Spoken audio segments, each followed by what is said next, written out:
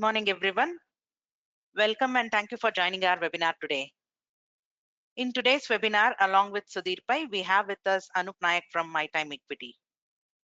Before we start the webinar, I would like to take this opportunity to introduce you to My Time Equity and Sudhir Pai. As an actively managed portfolio management and RIA firm, My Time Equity takes pride in being your dedicated partner on this financial adventure.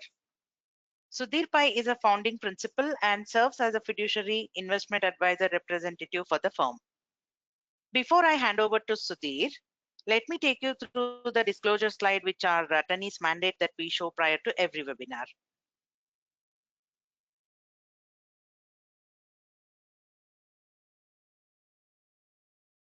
We also have a this slide, which will allow you to scan and join our WhatsApp community to get the latest update on investments like real estate, ventures, structured note, etc. If you have any questions during the presentation, please feel free to type them in the Q&A box and we will have them during the end of the session. If you need Sudhir's help, please write to wealth@mytimeequity.com or call us at 972-330-2771. Over to you, Sudhir. Thanks, Jyoti. Thank you very much. Very welcome, ladies and gentlemen, for joining today's webinar. Thanks for taking the time. So let's go through what happened last week and what might happen next week. That's the typical format of our webinar for those who are joining us for the first time.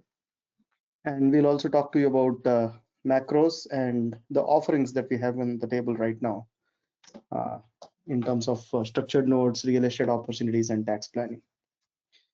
So the markets were choppy last week, and that was primarily because the Federal Chair Jerome Powell was dovish when he spoke, but he also made few comments which kind of shook the market a little bit.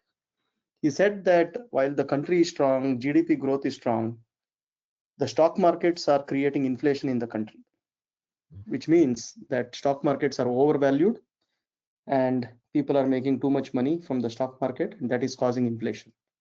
So when the Fed makes any statement, the market takes it very seriously, because there is a saying that don't challenge the Fed, just follow the Fed.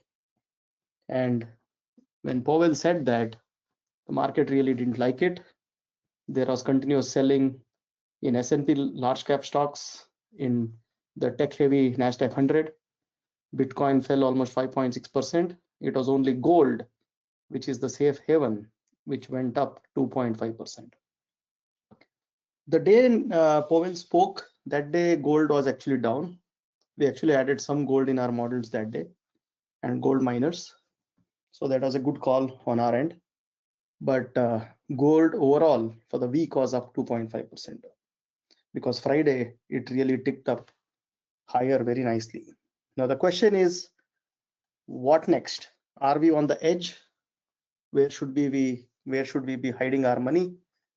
And what do we think is going to be happening next 4 months of the year?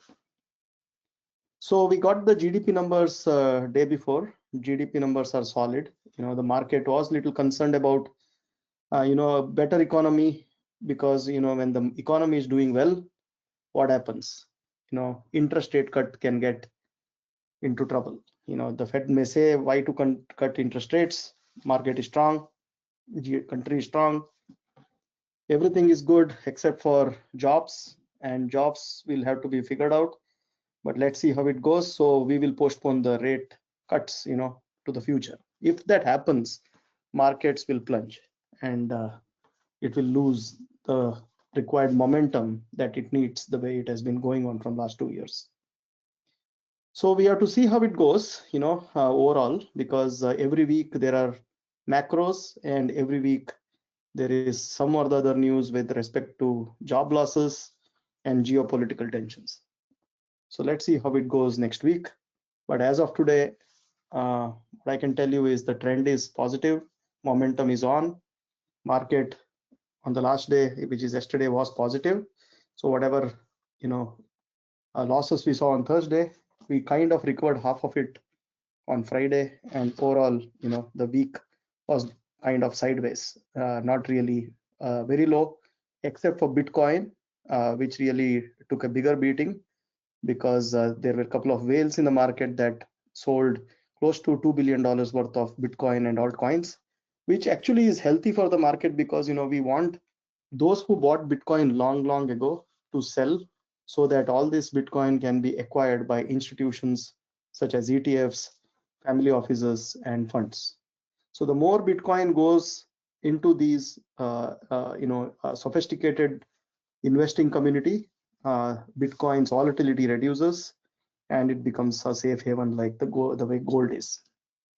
Silver also did very well during the week. Silver is actually trying to catch up because the ratio between gold and silver, has been behind. So silver has a long way to, long way to go in terms of catching up with gold, because there is certain ratio between gold and silver that has been historically been there. And because gold rallied so quickly, so fast, silver is right now catching up. So gold and silver are doing well. Platinum, palladium did very well last week as well. Equities are at its all-time highs, but still not breached the support levels. As you can see, the green line and the red line, we are still above the green line, which is the momentum line. So, as long as we are above the green line, the momentum is on and we are good to go in terms of holding our positions long. Next slide, please. Okay, so what's happening in the market, right? In terms of sectors, S&P has 11 sectors. The last few weeks we have been seeing a seasonally weak period because the September month is usually seasonally weak, and that's where you see, this chart which we are showing on the screen. It shows which sectors are moving where.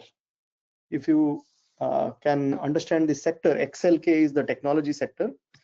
It moved from leading box to weakening box, which means technology last week was kind of getting into some kind of a correction mode, whereas XLC, which is communication, and XLY, which is consumer discretionary, it is moving into the leading box. And the lagging ones, most of it like utilities, material, energy, housing, staples, all of that have been lagging, and healthcare is slowly improving. We are seeing a lot more money going into healthcare, even though the last 2 days there were a lot of negative media on healthcare because of the administration coming out with a lot of news about acetomycin causing autism and things like that. There has been some amount of correction going on in healthcare over the last 2 days, but overall healthcare is moving into the improving side, and consumer discretionary and communication has been moving into the leading side. But when money does not move into defensive sectors like staples, there is always a question, is the momentum going to continue? Because when the market is in a very overbought situation, and when people are trying to take money off the table from growth, staples has to start doing well. But we are not seeing that. We recently saw some improvement in energy. That may be a very quick position being taken in energy because of some changes in geopolitical side, but we still have no clarity whether energy is going to have an uptick. So right now we are in growth. We are not trying to make changes to our portfolio, even though we are seeing the weekly indication changing a little bit, but this can be some kind of a bear trap as well. So we are long-term investors when we make investments for our clients, but this tells you exactly which sector is going where. Next slide, please.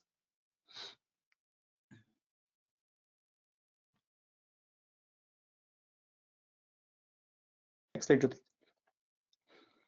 Okay, so why are the markets going up? The reason we are showing this slide is where to hide. Actually, I don't think we should be hiding a lot, because markets are really doing well, and the reason why it is doing well is because of the growth that we are seeing is mainly coming from earnings. Most of the companies in S&P 500 are doing well, meaning the earnings that are being reported are very good, and the growth in S&P 500 since 2020, which is about 125% so far, mainly came from growth. 76% came from earnings growth, and only 30% came from multiple growth. Multiple growth is where the bubble gets formed, usually, because of too much money going in the equity markets and people betting betting higher and higher, and the market keeps growing.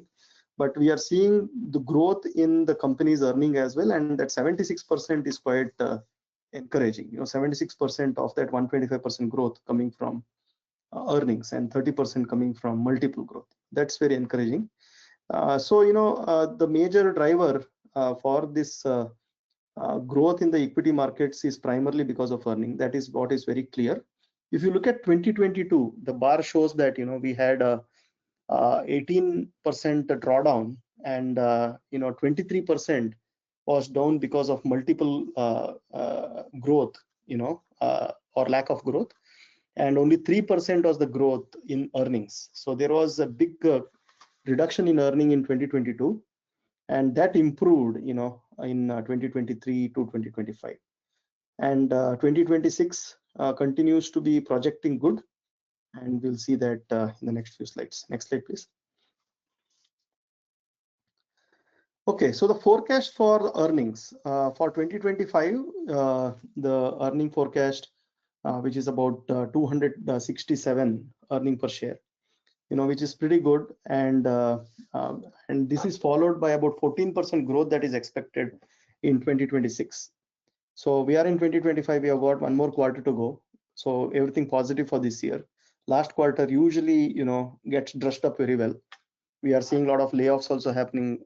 Layoffs means not good for the economy, not good for people who are getting laid off, and not good for the economy because people will start not spending money, and overall GDP growth might come under a little bit of pressure. But companies will save a lot for the bottom line, and that's when earnings goes up.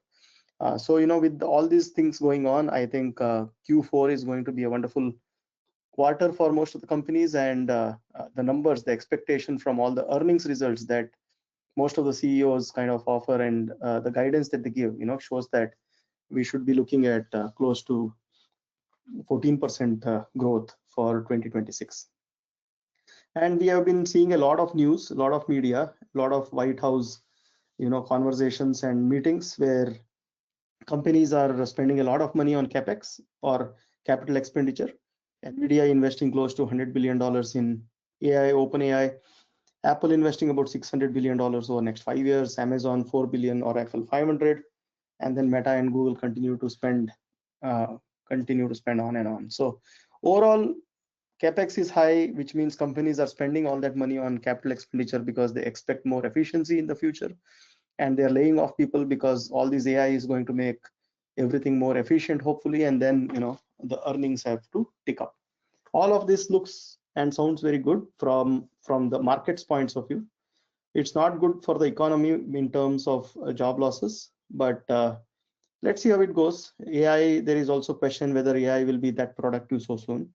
Time will tell how it is, and day-to-day news will clearly give you an idea on how things are moving with respect to technology improvements. But right now, everything seems to be good. Overall, everything seems to be very good. Next slide, please.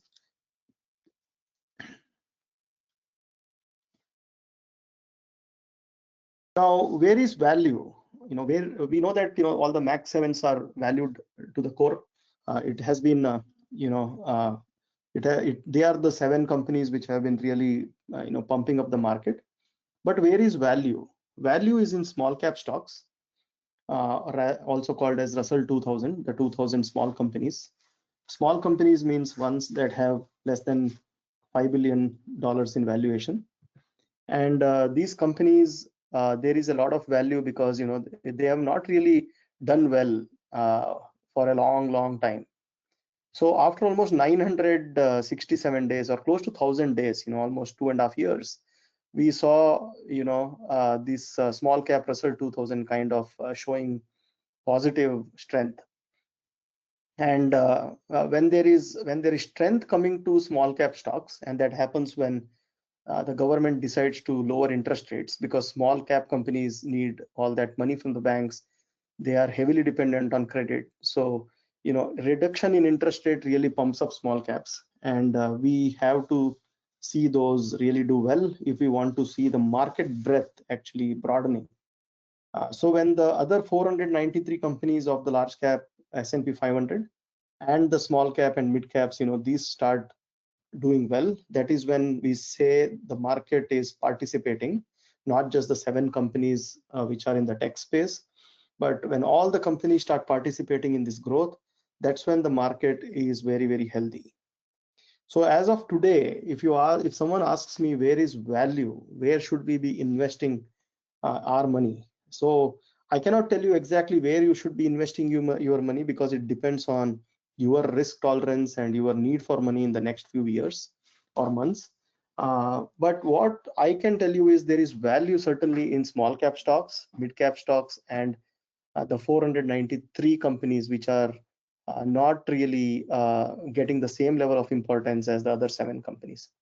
So the equal weighted S&P 500, there is value, small caps, mid caps, financial sector, because deregulation is going to help the financial sector do well. The small cap regional banks should do well. So all of this, should start doing very well in the coming months and quarters.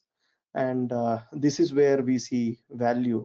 But then also we have to keep in mind, the macros. 1 week if the report says jobless claims are low, the next week the report says jobless claims are high. Another question also is, can we believe these numbers? How much do we trust these numbers? And whenever there are certain numbers which Donald Trump didn't like, he also ended up firing, people in the federal government who were responsible for issuing those reports. There have been lawsuits on a few people who have been in charge of mortgage and things like that. So, there is a lot of things that are going on. So we'll have to keep an eye on the markets, be active, watch our money very carefully, and see if there is going to be a time when market can really take a bigger, a hit on it. But so far, everything looks good because as I showed you, we are above the green line, above the red line, and as long as we are there, it should all be fine.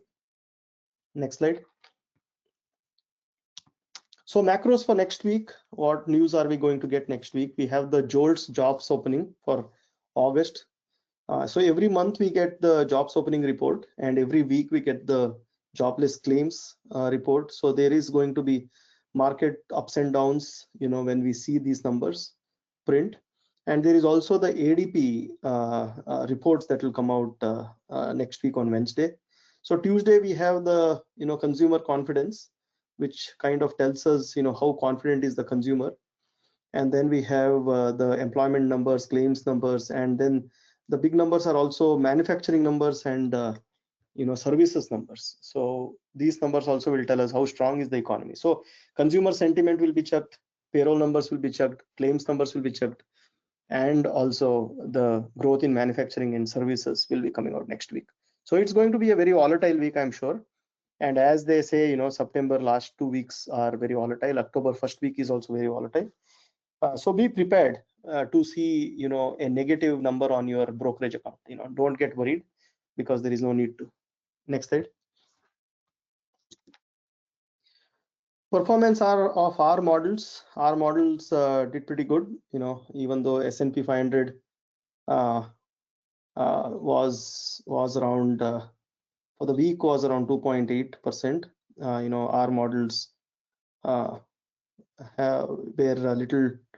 I think the S&P number S&P was 0.29 and gold was up 2.8%, and our models were slightly a little bit more in the red because we have Bitcoin and Ethereum and silver and those 3 in our models, and because of the bigger sideways movement or downways movement in Bitcoin and Ethereum, we saw a little bit more drawdown in our model, which is okay because for the entire month we did pretty well.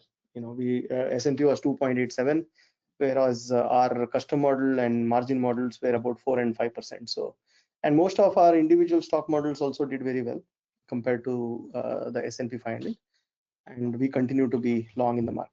Next slide, please.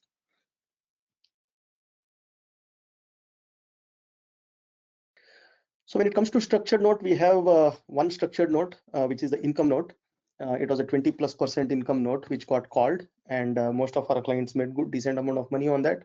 It got called, and that money needs to be invested or reinvested. And we have some of these notes which are excellent in my opinion, and quite diversified. This note is from Morgan Stanley, what you are seeing on the screen. This is called Step Up Growth Note, and the underlying tickers are Amazon, Google, and Meta. The way this works is, at the end of 1 year, if all the stocks are flat or positive, you make 31.5%. If it is not, then quarter on quarter, it adds 7.87%, totaling up to, same, 31.5% per year. And for 3 years, if it does not hit that, all stocks remaining flat or positive, it goes to end of year 3. And end of year 3, we have a 30% barrier. And if it is within the barrier, your money is safe. It's below the barrier, that's when you will see the risk. But as long as the stocks are flat or positive for the first year or every quarter after that, you end up making an annualized return of 31.5%, which is pretty decent. And all 3 stocks are large cap stocks, solid stocks. And usually, if they announce bad results in 1 quarter, the next quarters are usually pretty good. So hopefully with that kind of volatility within this 3-year note, and 1 year call and then quarterly calls, we should be able to see pretty decent return on this one. Next slide, please. So the next note, we have 2 notes here on this slide. The first note is an index-based note. So we have S&P, small cap, and then the NASDAQ. It's a 3-year note with an income of 10.5% per year with a 30% barrier. Again, this is good for someone who is very conservative, who wants to, get about 10.5% per year. And 30% is very good for indexes, because indexes going down 30%, there has to be some real bad event that should happen. But otherwise, the returns are pretty decent. As interest rate goes down, we are at 4% federal rate right now. So when CDs are giving you 4.2%, this is generating 10.5%, which is pretty decent. Then we have the super aggressive Tesla note, which is 16.2%, which has memory, and it can be called within 6 months. But 16.2% for Tesla, with all that pay increase that Elon Musk got, with all the good news that he's bringing to the market about the new type of device which can compete with Apple, all the good news that are going on in terms of how he is going to improve Tesla, the autopilot and things like that, self-driving, autonomous driving, and all that news. We should be seeing Tesla really move up. Now he's fully focused on his companies, Tesla and SpaceX and other companies. So we are comfortable bringing this note because things seem to be stabilizing at Tesla. 16.2% is pretty decent yield. We don't recommend you put a lot of your money in a single individual stock, structured note anyways, and we can have that conversation, on a one-on-one basis to educate you as to what is the right amount of money to be put in each one of this note. But we do have this as an offering for our clients. Next slide, please. Okay, the third note, the most liked note. I like this a lot. Personally, I have put in a lot of money in this.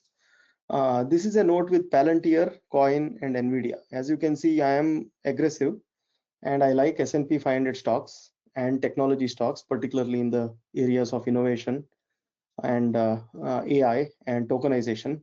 So we have 3 stocks all focused on those 3 themes. And the way this note works, if all of these 3 stocks are positive, flat or positive on the first anniversary, which is September 2026, 30th, you will get 55% return. If it is not, it goes to year 3, and you make 3x of the lowest performing stock. And all 3 are, highly volatile, highly growth focused companies. All 3 are leaders in their own space. So any one of these companies lowest performing usually has been pretty high, when you look at the numbers of all 3 companies. 3-year numbers are solid, So if you can get 3x of the lowest performing stock, that's even better. Or, if let's say, a big recession gets hit, and or there is some black swan event, and at the end of year 3, these stocks are below its purchase price, you have a protection up to 50%. So if it goes down up to 50%, your money is returned without a single dollar of loss. But if it goes below 50%, below 90, below 50% is where you end up losing money. And there is one small additional benefit here. So at maturity, it does not have to go below 100. As long as it is not below 90%, you end up getting your money back. So that is another beauty of this. So you have an additional 10% benefit coming there. And last but not the least, the benefit in this is a dual directional feature, which means if one or more stocks are below 1 and 50%, you will still get money. So if it is, let's say, the lowest performing stock is down 30%, you will make 30%. So it's not that you will get just the principal back. You will get some returns, depending on how low does the stock goes between 1 and 50%. So Great Note has a lot of benefits, has a lot of risk mitigants. So this is something that you should seriously look at. We have this note to be traded on 30th, which is actually Monday. On Tuesday. So you will have to talk to us quickly if this is of interest. And for those folks who have put your money in that note which is getting called or have already got called, this may be a good note to put money in, because this is again 3 solid stocks, 55% year 1 or 3x year 3, and if it goes down between 1 and 50%, you still make money. So I think this is the one that I like of all the 3 personally, because I am a little bit higher on the aggressive side. I am not very very comfortable with putting my money in a 10.5% returning index-based note. But again, it all depends on person to person, depending on your personal risk tolerance and things like that. But we have this, and take advantage of it while it lasts. Next slide, please.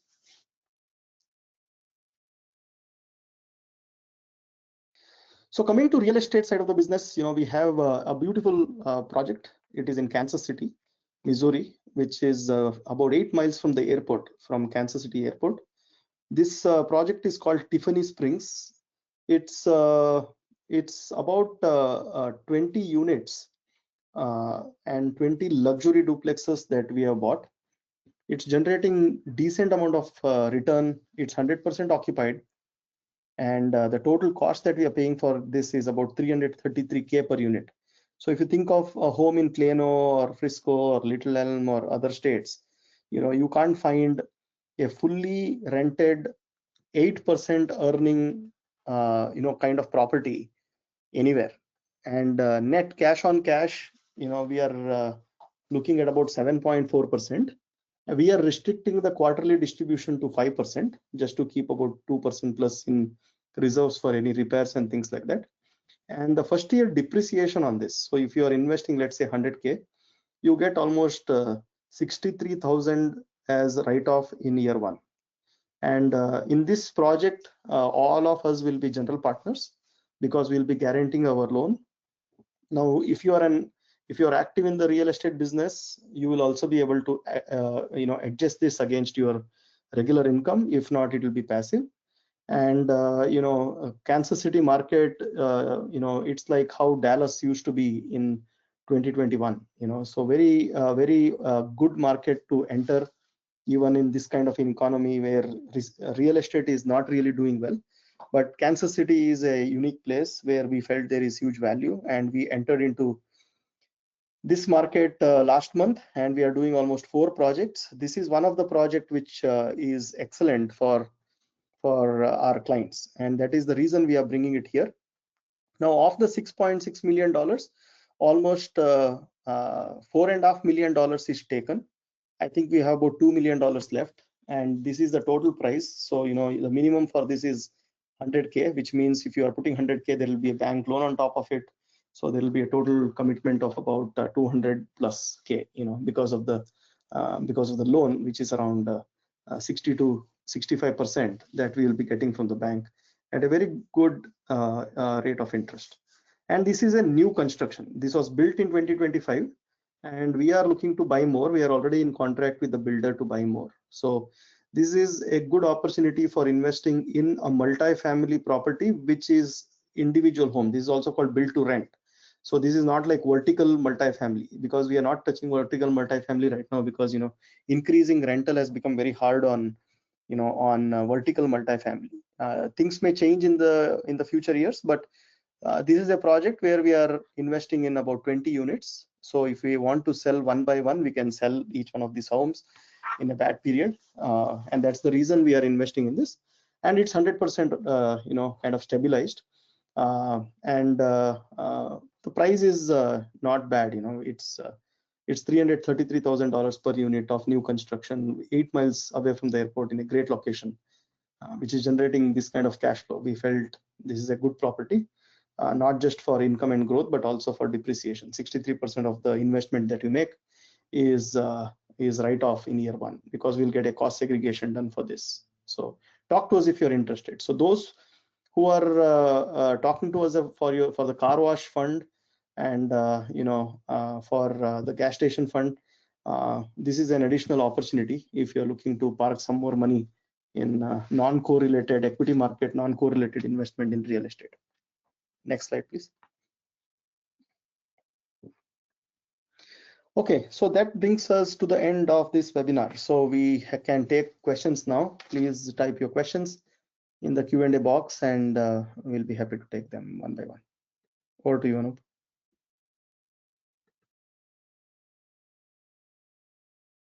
Looking for questions here. So there was one question to say, is it Class A? I'm just trying to understand what is that. Okay, I think the question is it the Class A building type? Yeah. So it is Class A because it is new construction, and it is it is one developer who has built all the new units. It is about 2,300 plus square feet each home, and it is Class A, or you can call it B plus. I don't know exactly where it falls, but the quality of this property is excellent. I was there 2 weeks ago before we put a contract on it, so it's in great condition. Depreciation can be offset against regular income. As I said, you can write it off against regular income because we are all going to be general partners in this. The K1 that we'll be issuing will be a general partner with the business income or loss. And by the way, we are also launching a fund very soon. You should be hearing about that in about 2 weeks or maybe 1 week. And this will be a diversified fund. This fund will be investing in real estate, in plant and machinery, in livestock, in a dairy, and some money will also be invested in stocks, cryptos, and gold. So this fund will generate about 2.2 times of write-off in year one, and then generate about 4% of income every year paid on a quarterly basis, and total return of about 1.6x over 6 years. So great fund where your ticket size is small and you are not able to stand guarantee for the loan. This might be a good opportunity, but stay tuned for that fund to be launched. It should take us 1 or 2 weeks max to bring that to you. Yeah, thanks for looking forward for that launching of that fund. And the next one is regarding Kansas City, the 63% depreciation. Is it a passive or active, and can it be offset from WT income? Yeah, that's the same question that I answered just now. It can be active if you are in real estate. So you will have to talk to your tax preparer and figure out, if you are spending enough time on real estate. Because in real estate, when you're a real estate professional, you should be spending 750 hours per year between you and your spouse, and it should be at least 50% of your total time available during the year. Now, one exception to that is short-term rentals. We are looking at some properties in Florida. We should be bringing that also. We are trying to see, if it can be a profitable real estate, because from a tax strategy, it is pretty good, and you don't have to be a real estate professional. You can still deduct it even if you spend less than 100 hours or about 100 hours, which 100 hours can easily be managed. And these properties are pretty good, in terms of the growth, but I am trying to find properties that can also generate year-on-year income. Because if you look at a property in Dallas, for example, you can't make any income on a month-on-month basis. It's pretty bad. With the kind of rent you make, with the kind of interest you pay to the bank, and then the HOA fees and insurance and all that, I am not a subscriber to such homes. So I am looking at properties in Florida, in a beautiful beach area, where we can generate at least 5 to 7% income after fees. So that's the kind of property we should be bringing to you very soon. Once our diligence is done. As you can see, there are a lot of things that we are bringing to the table, and it takes a lot of effort. So our 40-member team, they are putting in a lot of effort to bring all of this to you, whether it is structured notes, single family house, multi-family house, or gas stations, car washes, and all that. So it takes a lot of time. But yeah, thanks for your patience and appreciate your support to this team, which is doing so much for you guys. Thank you, Sudhir. And I think there was also a related question on short-term rental. For any losses can be written off against W2 income. I think you sort of touched upon that. Short-term rental, there is no need for being a real estate professional also, and that's the reason we want to bring it. But these properties typically cost anywhere between $800K to $2 million. We'll be good with even 10 to 20% down payment. So, but we have to see whether the numbers work. We want to make sure we make money every month, right? So those are the properties that I am looking for right now. Yeah, thank you, Sudhir. Now coming to questions bit on structured notes about the index related income note to get the monthly income. What are the requirements? So yeah, go ahead. Yeah, so yeah, I think we sort of explained. So basically, there are each month there is a coupon barrier, which means if any of the least performing index, we had that S&P and RTY and Nasdaq, right? So as long as they do not fall less than 30%, you get the regular income, and it can go all the way up to 1 year. If everything is positive, it will get called. If not, you can at the end of the third year, as long as again it is above the 70% of the price that you earmarked on the end of 30th September. After 3 years, it will be, as long as it is above 70%, you will get your money back. So again, please reach out to us if you are still in doubt, and more than happy to discuss in detail. And also, we are about to launch an income fund which will generate about 14% income. And this fund will be having about 15 investments in 15 different structured notes. And all the structured notes will not be called for at least 1 year. But we are trying to gather interest, whether such a fund is of importance to our clients. Because we have seen our clients liking a particular stock, a particular note, but this will be a fund with about 14 notes. But the good thing is, because we are setting up this in a fund and there are 14 notes, we are able to negotiate a 1 year period for the bank not to be calling it back. So, but we don't know whether this is something that will be of interest. So we should be bringing this to your attention, in about a month or so.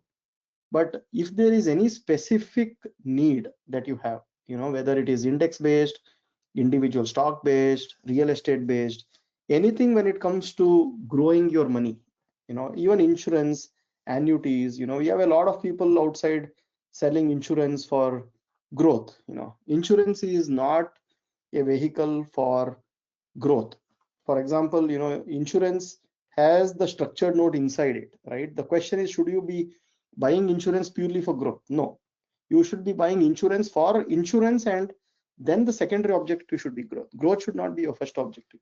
If your objective is growth, then invest money directly in structured notes or equity markets, buy gold, buy silver, whatever, can generate that return without the cost of insurance, because cost of insurance is pretty high. And we have to think whether insurance is the right vehicle for you to invest in just for growth. Yeah, thank you, Sudhir. What is the minimum investment for index note which was presented today? What's the question? Yeah. What is the minimum investment for the structured notes? I think that was what the question was. So our investment, our structured notes, for our new clients, because we don't want to take very, very small clients like $5,000, $10,000. It's not that we don't want to. The cost of dealing with a smaller chuck is very high for us. We have employees who get paid very well. So our minimums for even doing business with us is $50,000. So if you are not able to start with $50,000, my suggestion is invest in some of the structured notes at least $25,000, but there is not going to be any quarterly calls and things like that. Because structured notes are simple, right? You basically invest it, and then there is not much volatility in it.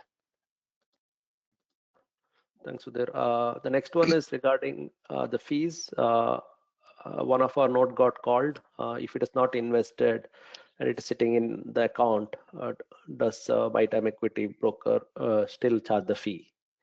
Right, Yeah, on the uninvested fund.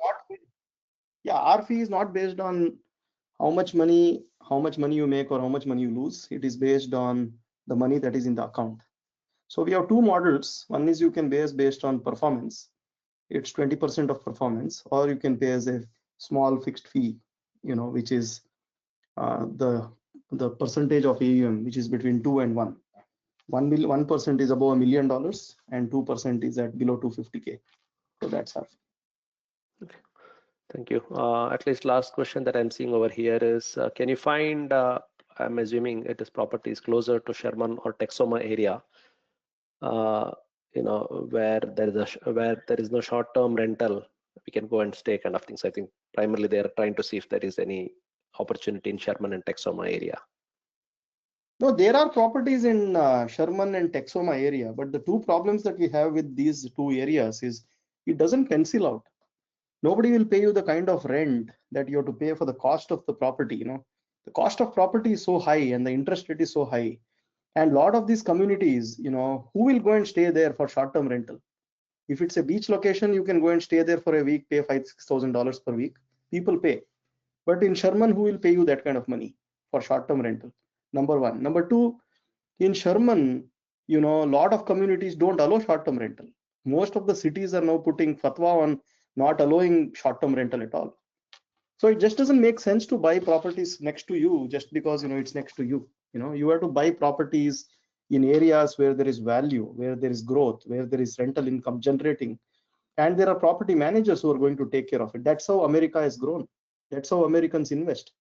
We should not be investing emotionally or sentimentally just because we can come and touch it, see it, feel it, and it is next to my house. Our house is good for long-term rental, not for short-term rental.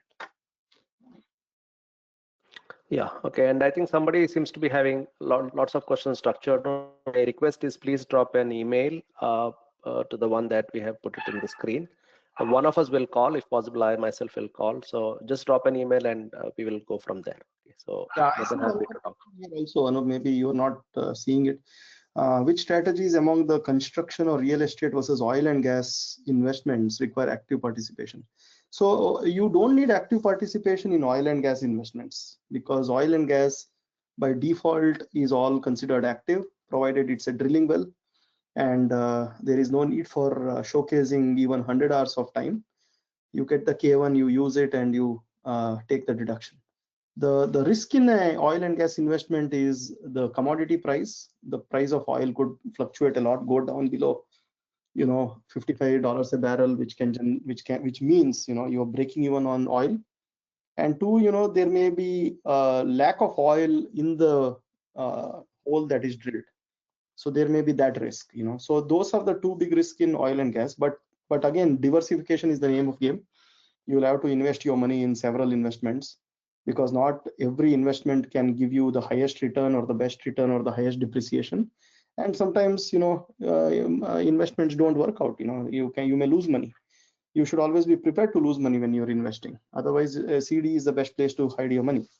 But that's the answer for oil and gas. Now coming to car wash or any real estate rental investment other than short-term rental, there is a need for being a real estate professional that you'll have to talk to your CPA or tax preparer and understand how many properties are you managing total. Are you a real estate professional? When I say you, it is including your spouse. So doing all that math is a tax preparer's job. We don't get into that. We are not a tax preparation firm. We used to be 4 years ago as MyTax Filer, but now we are MyTime Equity, primarily focusing on generating income growth, and tax write-off happens to be, a secondary objective in everything that we bring here. I think, yeah, one more question has come out now. Is conservative easement still a good choice? As we hear companies like Greenrock settling with IRS and asking funds back from the investors. Conservative easements, or we have other options also now where, they are not land-based, but other types of charitable conservation easement strategies. They are being attacked by the IRS, but IRS is not able to win through these cases because everything is legit, and IRS is not able to poke holes in some of these investments. Greenrock tried to settle, but now they are returning all the money back to all the investors. Last week they sent a letter saying, hey, we tried all the areas of negotiating, but we are not able to get complete participation. We are not able to see enough support from the IRS because IRS commissioner is fired. Scott Bessent is the acting commissioner. He doesn't have time for IRS, and 26,000 people at IRS got fired. So nobody is focused in IRS right now, and the conservation easement is the last on their radar in terms of priorities, right? So conservation easement or fee simple donations or other charitable contribution options are commercial. When you look at the feasibility of making these investments, they are solid, because if you invest $1, if you write off $5, you are able to get almost $1.85 in saving. So net saving of 85 cents just with federal tax at 37%. While if you have state, that adds more to the return, but there is always a risk in every investment that is out there. In this, the biggest risk is IRS auditing the fund and the fund having to fight back, and the chances of them losing is very low, but the chances of them settling is very high because you are fighting against a 30,000 pound gorilla, which is the IRS. So if they settle it for less than 5, obviously you have taxes to pay, penalties to pay, interest to pay. But the question is, what else do you have in terms of, investments which can save you taxes? There are very limited options, particularly if you are not in business but purely on W2.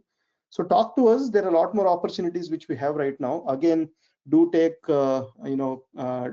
advice of your tax preparer or your CPA, because our goal today at My Time Equity is not to give you tax advice. Our goal is to bring assets to you, investments to you, and then you will have to read through the PPM, talk to your CPA, and then decide, whether the tax benefits will flow through on your tax return. Recently, I had a call from one of my good clients.